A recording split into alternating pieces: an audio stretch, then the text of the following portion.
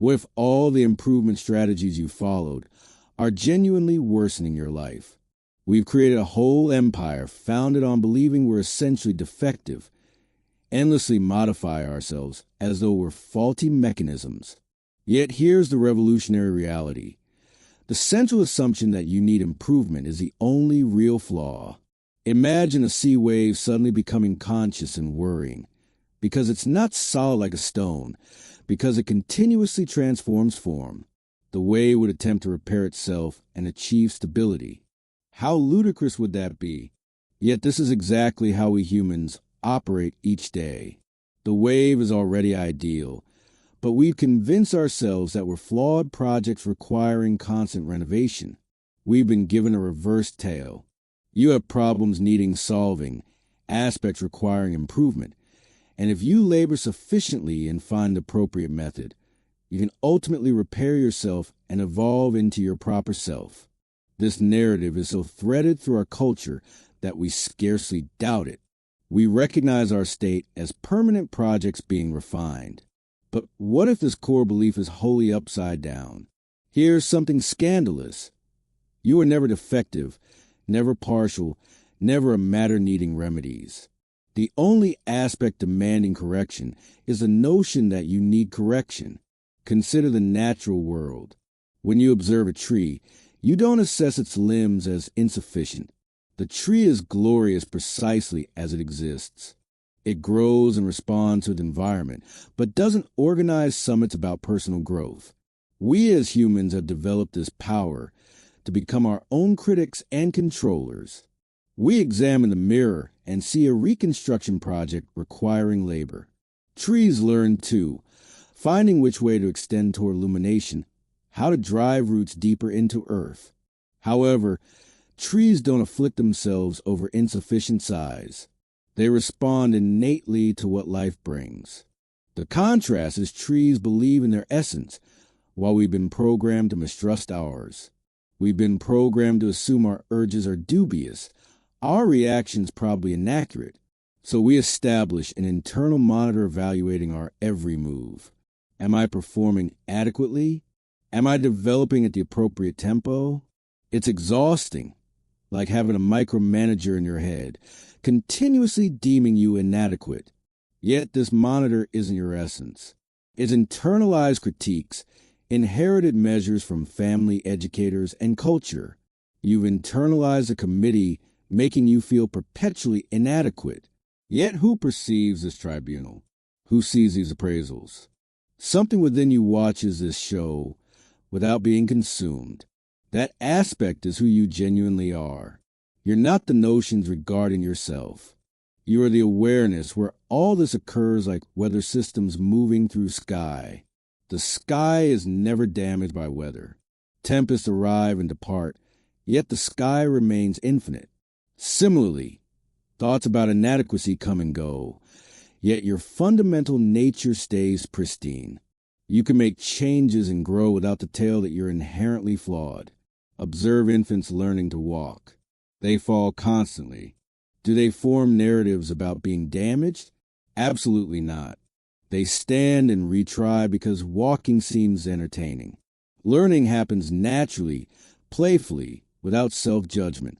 There are two approaches to change. One assumes you're broken, like a technician servicing a malfunctioning engine. The other understands you're already whole, like a gardener having faith in natural expansion. The technician battles, while the gardener works in harmony with life. Most advancement approaches are mechanical. We manage ourselves like devices needing enhanced programming. But what if you're more like a garden with its own wisdom? When you believe in this wisdom, you end struggling against yourself. Rather than coercing yourself into frameworks, you permit your form to surface. When you stop fighting yourself, you unleash enormous vitality for living. Consider how much energy you spend evaluating yourself. Picture if that vitality were accessible for staying present.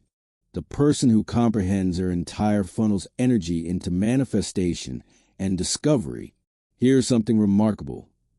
When you end trying to correct yourself, aspects you believe needed fixing often settle themselves. When you discontinue creating self-criticism, your clarity settles. A lot of what we think is defective results from efforts to fix what was never broken.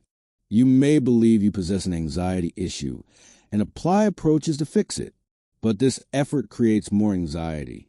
What if being anxious at times is entirely acceptable? When you stop making anxiety a problem, it often melts away naturally. We've been conditioned to believe we share specific feelings: happy, confident, peaceful. Yet feelings are the climate of awareness. Sometimes tumultuous, sometimes calm. This isn't a defect. This same reality applies to characteristics we regard as defects. Maybe you're quiet in a culture honoring extroversion. Instead of changing these aspects, see them as your distinctive gift. Oaks don't attempt becoming pine trees. Rivers don't feel sorry for not being mountains. When you welcome your being completely, something fantastic emerges. You see squandering vitality, pretending to be what you aren't. This doesn't imply you never grow, but growth emerges from interest rather than deficiency. You develop because evolution is enjoyable. Young ones don't toil at imagination. They simply imagine naturally and effortlessly. We acquire the habit of mistrusting organic intelligence. We've converted our inner world into a company with assessments. However, your authentic nature persists, waiting for you to remember you were never defective in the first place. Here's a paradoxical truth. The more you work to develop yourself, the more you confirm that you require enhancement. But when you see you are never defective, enhancement takes place organically, easily. When you place confidence in your authentic self, evolution happens like flowers opening, gorgeously in their natural timing. This isn't indifference, but confidence in the intelligence that drives your heart. So here's a suggestion. Engage in an experiment. For a single day, end trying to correct yourself. Consider that day as an offering to receive. Greet emotions without modifying them. Recognize thoughts without criticizing. Approach yourself like a beloved friend, with gentleness, patience, and playfulness. You may discover you're perfect just as you are. This is a revelation. You were never broken. You're already perfect, already sufficient. You're not divided from existence. You are life expressing itself in human form, and existence is jubilation. We're all ripples on the same ocean, each unique, each perfect, each temporary. When you perceive this as actual experience, you can at last relax into your true self. Who you truly are is more wonderful than who you believe you should be. You don't require becoming more like existence because you are existence playing the role of you. The wave is the sea playing the game of being a wave. If this message resonated with you, I genuinely invite you to subscribe to the channel. Follow for more content that challenges conventional wisdom about individual growth and self-betterment. And write a comment below with the word whole to show me you're prepared to accept your complete, intact nature precisely as you are in this moment.